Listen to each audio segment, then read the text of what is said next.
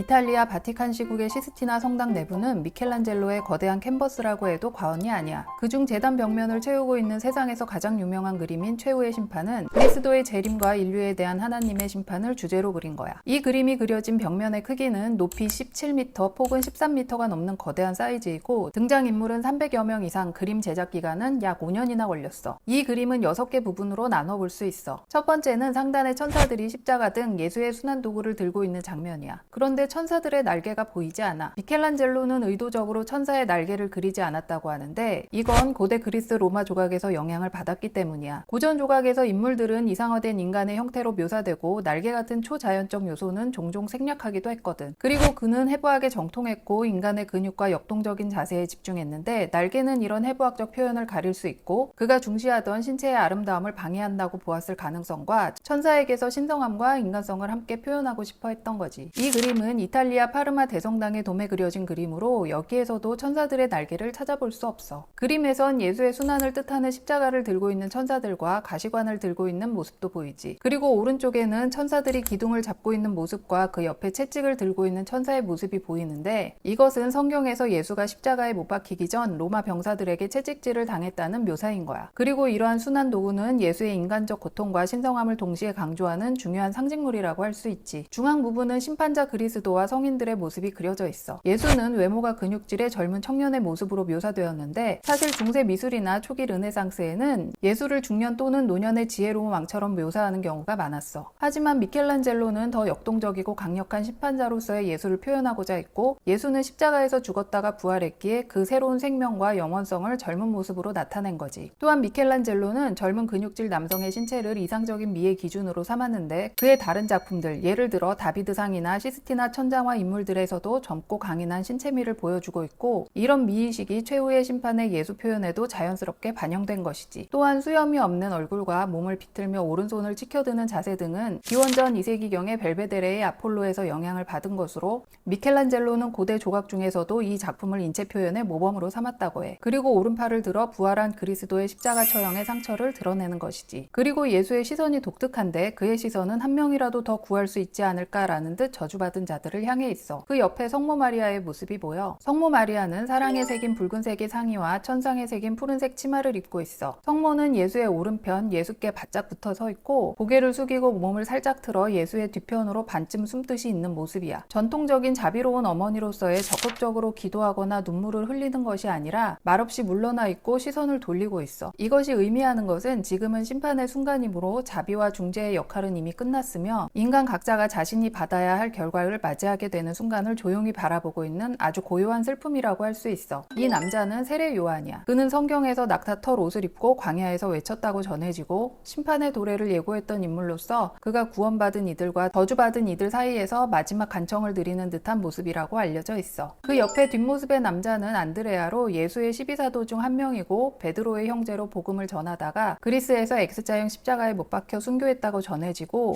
이 X자형 십자가는 그의 주요 상징이고 미술사에서도 그것으로 그를 식별할 수 있어. 앞에 사다리 같은 것을 들고 있는 사람은 성 로렌조로 교회의 재산을 가난한 자에게 나눠준 죄로 불에 달군 석쇠 위에서 화형당했다고 전해지고 그가 들고 있는 사다리는 그리스도의 순환 도구 중 하나로 예수가 십자가에서 내릴 때 사용한 사다리를 의미한다고 해. 두 개의 열쇠를 쥐고 있는 이 사람은 베드로야. 성 베드로는 예수의 12사도 중 한 명으로 기독교 초대교회의 지도자야. 예수는 복음서에서 베드로에게 내가 하늘나라 열쇠를 내게 주겠다라고 말하며 교회의 권위를 상징하는 두 개의 열쇠를 맡겼다고 전해지고 금열쇠는 천국의 영적 권위, 하늘나라 출입을 여는 권능과 철 열쇠는 세상 권력과 교회의 행정 권한을 상징한다고 해. 그는 두 개의 열쇠를 손에 든 채 영혼의 출입문을 열고 닫는 권한을 가진다는 상징적 의미야. 그 아래 자신의 벗겨진 가죽을 들고 있는 이 남자는 누구일까? 그는 성 바돌로메로 선교 활동 중 붙잡혀 산채로 가죽이 벗겨지는 순교를 당했다고 해서 이후 미술에서 항상 자신의 벗겨진 피부를 들고 있는 모습으로 등장해. 그의 왼손에는 자신의 벗겨진 가죽을 들고 오른손에는 자신이 순교당한 도구 칼을 쥐고 있어. 그런데 그 가죽에 그려진 얼굴은 미켈란젤로 본인의 자화상이야. 이 작품을 그릴 당시 미켈란젤로는 심한 정신적, 육체적 고통을 겪고 있었다고 하고 자신을 이상화하지 않고 오히려 벗겨진 가죽에 넣음으로써 예술가로서의 고뇌, 심판 앞에서의 무력감, 신에 대한 두려움을 드러냈다는 해석이 많아. 그림의 오른편에는 구약 예언자와 성조, 성인들을 그렸는데 예수가 골고다로 가는 길에 십자가를 대신 짊어졌던 사람인 키레네 사람 시몬, 예수와 함께 십자가에 매달렸던 두 명의 도둑 중 예수를 믿고 회개한 도둑으로 서단 도둑 디스마, 고문 도구인 강철제 소모기로 찢겨 순교했다고 전해지는 4세기 아르메니아의 주교이자 순교자인 성 블라시오, 칼날이 박힌 바퀴로 찍히려 했으나 전설에 따르면 하나님의 벼락이 바퀴를 부숴버렸고 결국 칼에 맞아 순교했다고 하는 알렉산드리아 성 카타리나, 로마 병사 출신으로 기독교 신앙으로 인해 화살에 맞는 형벌을 받았지만 극적으로 살아나고 이후 다시 발각되어 매질을 당해 순교했다는 성 세바스티아노 등의 모습이 그려져 있어. 중앙은 7나팔을 부는 천사들로 구성되어 있는데 7나팔은 요한묵시록 8장과 11장에 나오는 이야기로 하나님이 보내시는 천사들이 차례로 나팔을 불며 각기 다른 재앙과 심판이 세상에 내려지는 7단계를 뜻하는 것이라고 해. 그리고 다른 천사 둘은 구원과 저주의 명부를 펼치고 있어. 대천사 미카엘이 작은 책 같은 구원의 명부를 들고 있고 그 오른쪽 천사는 지옥으로 갈 자들의 명부, 더 크고 무겁게 보이는 책을 펼치고 있어. 이것은 구원받는 이는 적고 지옥에 가는 이는 많다는 성경적 내용을 시각화한 것이지. 왼쪽엔 구원된 자들이고 오른쪽엔 저주받은 자들인데 그리스도의 오른편에 구원자들이 있고 그의 왼편엔 저주받은 자들이 지옥으로 끌려가고 있어. 왼쪽에선 구원자들을 천사들이 위로 끌어올리는 모습을 묘사했는데 아래에서 죽은 자들을 무덤에서 일으켜 세우고 자력으로 오르지 못하는 자들도 끌어올리는 중이야. 이것은 은총의 개입을 시각화한 장면으로 인간의 선행만으로는 완전한 구원이 어렵다는 것을 강조했다고 해. 그 위쪽으로는 여성들의 모습이 보이는데 이는 구원의 흐름의 한 축으로 아래의 부활과 상승 장면과 연결되어 다른 이들을 끌어올리기도 하는 모습을 보여주고 있어. 그림 오른쪽 아래에서는 악마들이 영혼을 끌어내리는 장면으로 뱀이 어떤 남자의 몸을 휘감고 있는데 뱀은 창세기부터 유혹과 죄, 특히 성적 죄의 상징이고 성기를 물고 있는 모습은 유격적 죄로 인한 저주를 뜻해. 즉 벌거벗음과 더불어 정욕, 탐욕, 부끄러움이 지옥 형벌로 이어졌음을 보여주는 장면이고 이 장면은 단테의 신곡 지옥편 제25곡의 장면에서 영향을 받은 것으로 알려져 있어. 그리고 자세히 보면 귀가 당나귀 귀처럼 그려져 있어. 이것은 어리석음과 무지의 상징으로 당나귀 귀는 고대부터 중세까지 우둔함, 어리석음, 교만의 상징이었고 이는 지옥에 떨어지는 이의 죄와 맞물리는 거야. 그런데 이 불명예스러운 그림 속 얼굴의 주인공에 대한 일화가 있어. 당시 교황 밑에서 일하던 체세나라는 사람이 있었어. 성격은 매우 보수적이고 금욕주의적인 사람이었고 그의 일은 시스티나 성당의 예술 작품에 대한 윤리적 판단과 검열을 담당하는 것이었지. 그러던 어느 날 사건이 생겼어. 미켈란젤로가 최후의 심판을 한참 그리고 있을 때인데 체세나가 이 작품을 보고 비판을 하기 시작한 거야. 이 많은 벌거벗은 육체를 성당의 제단 뒤에 그려놓는 것은 부적절하다. 이건 목욕탕이나 술집에나 어울릴 그림이다. 이건 수치스럽고 교회에는 어울리지 않는다라며 공개적으로 비난을 했어. 이에 화가 난 미켈란젤로는 복수를 하기로 하지. 그림의 맨 아래, 즉 지옥의 입구 근처에 있는 지옥의 미노스의 얼굴을 체세나 얼굴로 그려 넣은 거야. 여기에서 미노스는 그리스 신화에서 지하 세계의 재판관 중 하나로 지옥의 벌을 배정하는 역할을 하거든. 그리고 이 미노스에게 당나귀 귀를 그려 넣어 체세나의 우둔함과 고집스러움을 풍자했어. 이에 그치지 않고 미노스 하체에 뱀이 감겨 성기를 물고 있는 장면도 그려서 공개적인 모욕과 비판을 했다고 해. 그럼 체세나는 가만히 있었을까? 아니지. 체세나는 그림을 본 뒤 격분해서 교황 바오로 3세에게 항의했어. 미켈란젤로가 저를 지옥에 보냈습니다. 제거해 주십시오 라고 했어. 이에 교황 바오로 3세는 내 권한은 천국에까지는 미칠 수 있으나 지옥까지는 아니다 라며 유쾌하게 대답했다고 해. 이 일화는 르네상스 시대 예술가의 자존감과 자유의지 그리고 종교적 권위에 대한 유머러스한 대응을 보여주는 흥미로운 사례로 알려져 있어. 이 인물은 구체적인 신원이 확인되지 않은 익명의 죄인이야. 그러나 그 자세와 표정은 많은 미술사가들로부터 인간 절망의 상징으로 해석되었어. 이 인물은 아직 완전히 지옥으로 떨어지기 전인데 심판의 순간 구원의 가능성이 사라졌다는 것을 인지하고 자신의 죄와 운명을 깊이 인식하고 스스로 무너지는 인간의 전형을 묘사한 거야. 그래서 이 인물은 이름은 없지만 가장 많은 사람의 공감을 불러일으키는 장면이라고 해.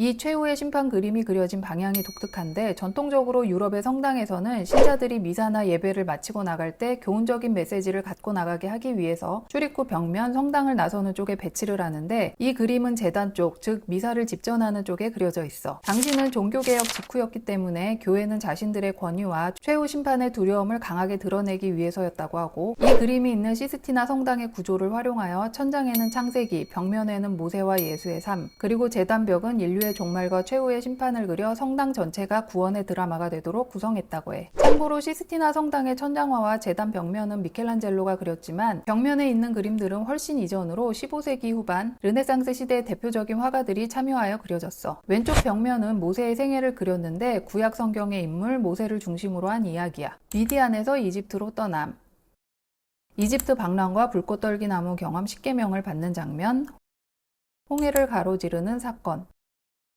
시내산에서 율법을 받은 장면, 보라다탄 아비람의 반역 처벌. 모세의 임종과 유산. 오른쪽 벽면은 그리스도의 생애로 신약 성경에서 예수 그리스도의 주요 생애 사건들을 그렸어.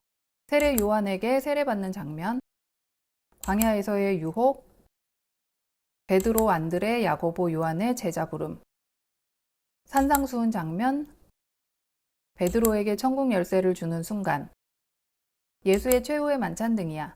이 성당의 천장화를 그릴 때 미켈란젤로의 나이는 33살이었고 4년에 걸쳐 천장화를 완성했는데 당시는 인간의 존엄과 창조의 위험을 강조했지만 25년 후인 58세에 이 벽화를 시작해 62세에 완성을 하게 될 때에는 삶과 죽음, 구원에 대한 성찰이 깊어지고 인간 육체의 아름다움보다는 죄와 구원의 갈림길에 선 인간의 운명을 적극적으로 묘사했다고 할 수 있어. 또한 미켈란젤로는 성직자들과 후원자들의 검열과 공격, 특히 나체 묘사에 대한 반발에 시달렸다고 하고 실제로 그림이 완성된 후 일부 나체 부분은 다니엘라 다 볼테라에 의해 가려지기도 했어. 미켈란젤로의 최후의 심판은 단순한 성경의 묘사 그 이상으로 그는 자신이 살았던 시대의 위기, 교회의 쇠퇴, 인간의 타락, 신의 권위를 모두 압축해 시각적으로 표현했고 이는 르네상스 후기에서 매너리즘으로 넘어가는 전환점이자 예술로서 신학이라 불릴 만한 걸작이라고 할 수 있지.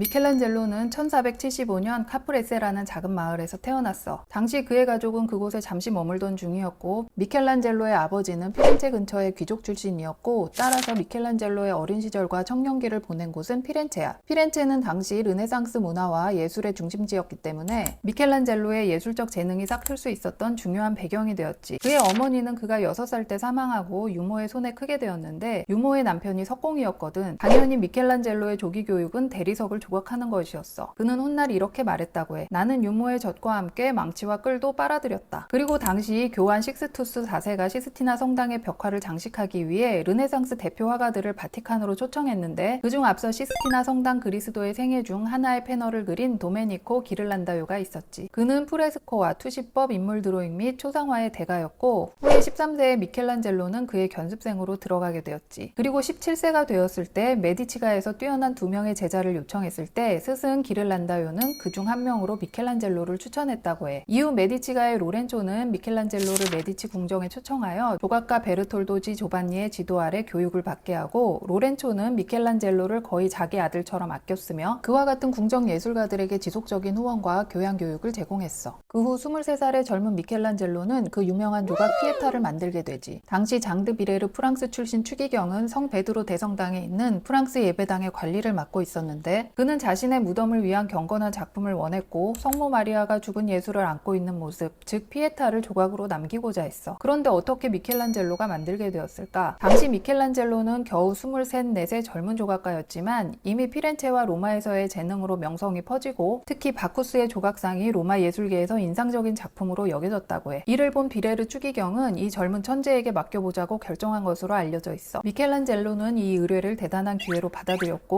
내 작품이 이탈리아에서 최고의 피에타가 될 것이다 라고 자신했다고 전해져. 그리고 실제로 1년 만에 조각을 완성하여 로마의 예술계를 압도했고 그의 명성을 결정짓는 전환점이 되었지. 미켈란젤로는 이 피에타상을 여러 점 만들었는데 성 베드로 대성당의 피에타는 미켈란젤로가 조각한 피에타 중 유일하게 서명을 남긴 작품이고 성모 마리아의 가슴을 가로지르는 띠에 자신의 서명을 넣었지. 서명과 관련해서 전해지는 일화에 따르면 미켈란젤로는 성 베드로 대성당에 이 피에타가 설치된 뒤 사람들이 이 아름다운 작품을 보고 롬바르디아의 조각가 작품이다 라고 말하는 걸 듣게 된 일이 있었어. 이 말은 당시 조각으로 유명했던 롬바르디아 지역의 경험 많은 조각가가 했을 것이라는 뜻으로 미켈란젤로의 작품이 아니라 다른 이의 작품이라 폄하하는 말이었지. 이 말에 분노한 미켈란젤로는 몰래 밤중에 대성당에 가서 망치와 끌을 들고 자신의 서명을 새겼다는 이야기가 있어. 그 이후로 그는 다시는 어떤 작품에도 서명을 남기지 않았다고 하고 이 작품은 그가 젊은 시절의 기량이 정점에 달한 가장 완성도 높은 피에타로 평가받고 있어. 천재 미켈란젤로는 여기에 그치지 않고 또 하나의 대작을 완성하게 돼. 이 다비드상의 실제 크기는 높이 5.17m, 받침대까지 포함하면 5.5m 이상이고 무게는 약 6톤이 넘어. 사실 이 조각은 처음부터 미켈란젤로에게 의뢰된 것이 아니었어. 한참 거슬러 올라가 1460년대 피렌체 대성당은 성경 속 인물들을 대리석으로 조각하여